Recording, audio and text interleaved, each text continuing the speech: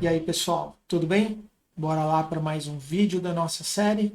Dessa vez vamos falar de repetição, mas sem novos comandos, sem complementos.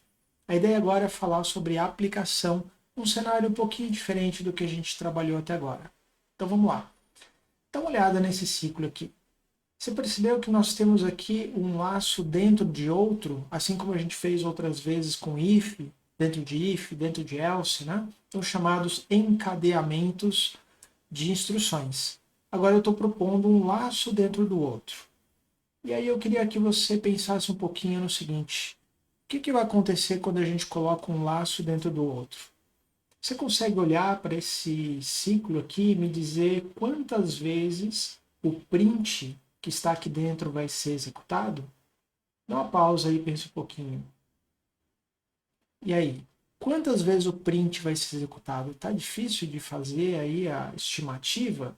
Dá uma olhada quantas vezes o primeiro for é feito. Será que o segundo tem uma diferença, né? Se você observar aí, nós temos o segundo laço partindo de 1 e o primeiro partindo de 0. Será que isso faz diferença? Para te ajudar, vamos fazer o seguinte. Vamos traduzir o comando for para comandos while. Como é que ficaria aqui? Olha só. Agora, dá uma olhada nas inicializações de variáveis. Ó, o A começando de 0, ele é feito só uma única vez. E o B começando de 1, ele é feito quando? Cada vez que a gente roda o laço externo. Então, não é simplesmente você talvez pensar assim, olha, quantas vezes o for de fora vai ser feito? 4 vezes, né? De 0 até menor que 4. O laço interno, 3 vezes. Então, 4 e 3, será que ele vai fazer 7? Perceba que o b igual a 1 é reiniciado cada vez que ele cumpre a execução de um ciclo externo. Então, o b++ ele é feito dentro do laço interno, que quer dizer que ele vai ficar travado aqui várias vezes. E o a++, por outro lado, ele só é feito quando ele termina o ciclo interno, e aí ele faz o a++ e volta para o laço externo. Quando ele volta, reinicia de novo o laço interno, ele vai começar tudo de novo. Olha só, eu coloquei aqui o famoso teste de mesa para a gente acompanhar o que está acontecendo. Então veja, ó, o A começou de 0, ok? Vamos entrar no laço o laço externo controlado pela variável A, e nesse momento o B igual a 1, então é iniciado. Então ele vai imprimir o A e o B e vai ficar travado aqui incrementando o B até chegar em 4. Então o B vai para 2, para 3, ele vai imprimindo as saídas e quando o B chegar em 4, o que acontece? Ele para, incrementa o A, volta para testar se ainda tem mais coisas para fazer, depois disso reinicia o B em 1. Fica travado aqui de novo nesse ciclo interno. A gente vai ter 1, 2, 3 no 4 para. Dessa vez o A vale 1, certo? E lembra, ele está imprimindo A, B, A, B. Então aqui, ó, durante todo esse ciclo, o A vale 1. E o B vai aumentando. A mesma coisa vai acontecer aqui de novo, né? Quando o ciclo interno parar, ele incrementa o A e volta novamente para reiniciar o ciclo externo. O B volta para 1, e aí acontece de novo o ciclo B, terminou, incrementa o A, volta, o A agora valendo 3 faz mais uma vez o ciclo interno, né? O B vai ficar repetindo aqui até 4, incrementa uma última vez a variável A, e aí agora o A acabou. Então, olha só que interessante. Quando nós temos ciclos encadeados dessa maneira aqui, qual o número de vezes que as instruções mais internas acontecem? Se for só uma contagem simples, a gente vai, na realidade, ter uma multiplicação. Lembra que eu falei que aqui o ciclo externo ele acontece 4 vezes, quando A é 0, 1, 2 e 3. O ciclo interno ele acontece 3 vezes. Né? O 4 não conta porque é onde ele para. 3 vezes. Então, quantas vezes eu vou ver o print acontecendo na tela? 12 vezes, né? Então, são 4 ciclos externos, para cada um deles, 3 vezes o ciclo interno. 3 vezes 4, 12. Então, respondendo a nossa primeira pergunta lá atrás, quantas vezes o print é feito? 12, que é o número de vezes do laço externo, multiplicado pelo número de vezes do laço interno. Então, é bem importante conhecer isso. Isso pode ter um impacto bem importante no tempo de execução dos nossos algoritmos, tá? É um assunto mais para frente, mas fica aí já essa questão para você entender. Laços encadeados, a gente vai multiplicar o número de vezes que eu tenho a execução do laço externo vezes o laço interno. Bom, a gente precisa experimentar isso aqui um pouquinho, tá bom? Então, para fazer isso, eu vou propor um pequeno exercício para a gente desenvolver, mas aí eu já vou fazer aqui agora, tá bom? Já vamos resolver aqui. Ele vai entrar mais como um exemplo do que propriamente um exercício. Mas, se quiser pausar, depois que eu ler o enunciado, tentar resolver e voltar, tudo bem. Então vamos lá. Qual é a proposta? Olha só. Um professor leciona em 5 turmas diferentes e cada uma dessas turmas tem 20 alunos. 5 turmas de 20 alunos cada uma. O que a gente quer fazer? Escreva um programa que leia a média de cada aluno de cada uma das turmas. Então, para cada turma, eu vou ler de cada aluno, certo? Então, já deu a noção aí de que a gente vai ter um encadeamento de laço. E aí, eu quero exibir as médias por turma e depois a média geral. Ou seja, se eu tenho 5 turmas, eu vou ter 5 médias, ok? Uma para cada turma. E, ao final, a média geral das turmas. Dica: 5 turmas, 20 alunos, a gente está falando de 100 digitações. Então, testa com um número bem menor, porque senão você vai cansar de digitar cada vez que você for testar o código, tá bom? Isso aqui só para dar noção aí. Vamos lá para o VS Code fazer a codificação. Se você quiser, pausa, tenta resolver, depois solta o vídeo de novo e vamos conferir como é que fica isso aqui.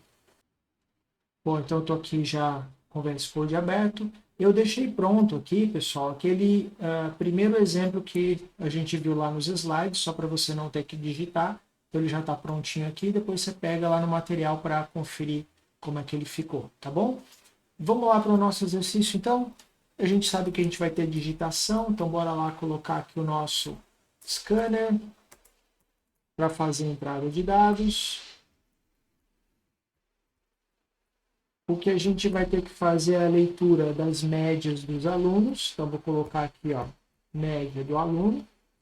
Nós vamos ter que calcular a média de cada turma e, ao final, a média geral, né? Eu vou colocar cada uma das variáveis aqui já para ir nos ajudando. Vamos já deixar inicializado as médias de turma e geral com 0, porque nós vamos precisar fazer as somas primeiro e depois calcular as médias, ok? Então, bora lá. Nós temos que ler uma certa quantidade de alunos, uma certa quantidade de turmas. Então, eu vou também, ao invés de deixar os números fixos no código e ter que ficar mudando eles, vamos criar constantes aqui para nos ajudar com isso. Vamos criar uma constante para a quantidade de alunos. Quantidade de alunos. Eu vou colocar 3, depois na versão final eu jogo para 20, certo? Eu falei para vocês para a gente começar com uma quantidade menor. E a quantidade de turmas eu também vou inicializar com 2, que é suficiente para a gente testar. Então, qual é a proposta? Vamos lá. Eu preciso ler vários alunos dentro de cada turma, né? Então, eu vou ter que ter um laço. Vou usar o for, que é mais fácil, né? Que vai rodar para cada turma.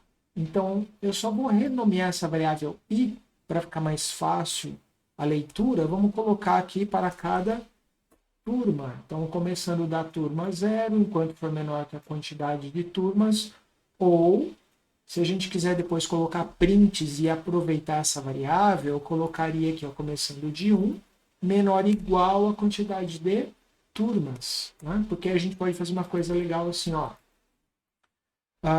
Dados da turma, e aí coloca aqui a variável que é a turma. Então, dados da turma 1, faz tudo, depois girou dados da turma 2 e assim por diante.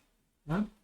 E o que eu quero fazer aqui para cada turma? Para cada turma a gente vai ler os alunos, certo? Então, vou fazer um outro fora aqui. Aqui eu vou colocar como aluno, aluno 1, 2, 3, etc.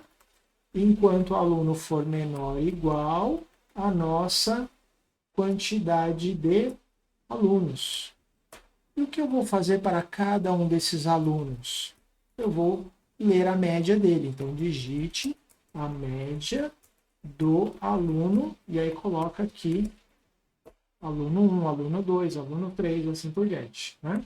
E aí vamos ler. Então, eu vou ler o quê? A média do aluno a partir do nosso scanner Next Double, porque nesse caso a nota do aluno pode ser, como é uma média, né? A média com decimal. 5,5, 8,75, etc. Bom, vamos lá. A média do aluno, ela vai servir para somar as notas da turma. Então, na verdade, as médias da turma, né? Eu vou somar as notas de cada, vou somar as médias de cada aluno com a média da turma. Então, a ideia é a média da turma vai ser somada com a média do aluno. Então, quando a gente terminar o laço interno, o que a gente tem na média da turma? Eu tenho o valor da soma de todas as médias do aluno. Para que ela seja média da turma, eu preciso dividir agora esse valor que a gente somou com a quantidade de alunos que eu tenho. Então, ao final, ó, a média da turma vai ser dividida com a quantidade de alunos que a gente tem. E aí aqui eu já posso exibir essa média. Ó, média da turma, e aí coloco aqui o número da turma, e na frente eu coloco o valor calculado para a média dessa turma, beleza? Mais uma coisa, assim que eu utilizei o valor da média da turma para apresentar na tela, eu preciso utilizar agora a média desta turma para compor a média geral. Então, o que eu vou fazer? A média geral vai ser somada com esta média da turma que a gente acabou de calcular, ok? Só que aí tem um detalhe. Assim que eu terminei esse ciclo em que eu fechei uma turma, nós vamos voltar para o laço externo para reiniciar a conta. Para eu reiniciar a conta, eu vou ter que reiniciar a média da turma. A gente pode fazer de duas maneiras. Eu tenho que fazer aqui, ó, a média da turma vai ser zerada para eu poder recomeçar o ciclo. Eu zerei a média da turma aqui em cima, estou zerando a média da turma aqui de novo. Para evitar isso, a gente também poderia fazer o seguinte, ó. Ao entrar no ciclo externo, eu zero ela aqui, aí eu não preciso me preocupar com a inicialização lá em cima, né? Porque eu inicializo antes de começar a fazer as contas aqui com ela, e aí eu não preciso fechar aqui, porque quando eu voltar para o laço externo, eu vou zerar a média novamente, tá bom? Vamos lá.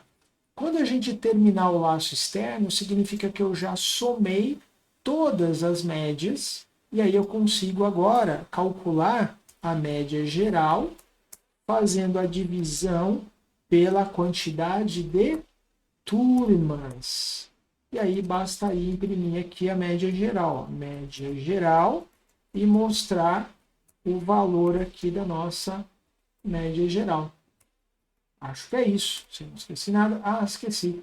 No final, eu preciso fechar o scanner. Vou deixar ele aberto, né? Então, olha lá. Fizemos a leitura aluno por aluno, calculamos a média para cada turma e, no final, a média geral.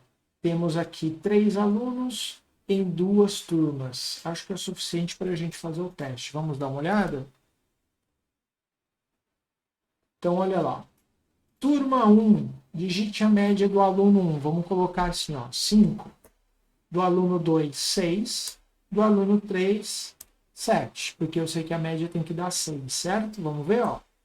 Média da turma 1, 6. Ok. Vamos para a turma 2 agora. E aí eu vou fazer assim, ó. 5, 5 e 5, para ver se não tem nenhum erro na conta. A média é 5, ok? Então, se a média da turma 2 é 5 e da turma 1 é 6, a média geral é 5,5. Então, funcionou aí de acordo com o que a gente pretendia. Agora que eu terminei os testes, aí eu posso deixar o valor final aqui, que eram, então, 5 turmas para 20 alunos. E é claro que eu não vou fazer a digitação aqui, né? E se você quiser, você pode fazer aí, mas só para te mostrar que isso também é um bom artifício quando a gente está testando o código, né? E a gente pode ter essa possibilidade. Outra coisa que você poderia fazer é perguntar para o usuário, né? Quantas turmas serão digitadas? Quantos alunos tem na turma? Aí é legal porque, no meu caso, como eu coloquei constante, todas as turmas têm a mesma quantidade de alunos. Mas se você fizer a pergunta aqui dentro, ó, você pode colocar quantidades diferentes de alunos para cada turma. Tá? Entendeu? Você lê primeiro perguntando quantas turmas serão digitadas e dentro do laço você pergunta quantos alunos tem cada vez que você pegar os dados de uma outra turma. Fica aí para você esse exercício, trocar essas constantes por variáveis, para que cada turma possa ter uma quantidade diferente de alunos. Fechou, pessoal? Então, mais uma vez, a gente encerra aqui o vídeo. Espero que tenha sido útil para você pensar sobre laços encadeados. E esse cara vai ser importante quando a gente vai estudando matrizes, logo, logo. Um abraço e até a próxima.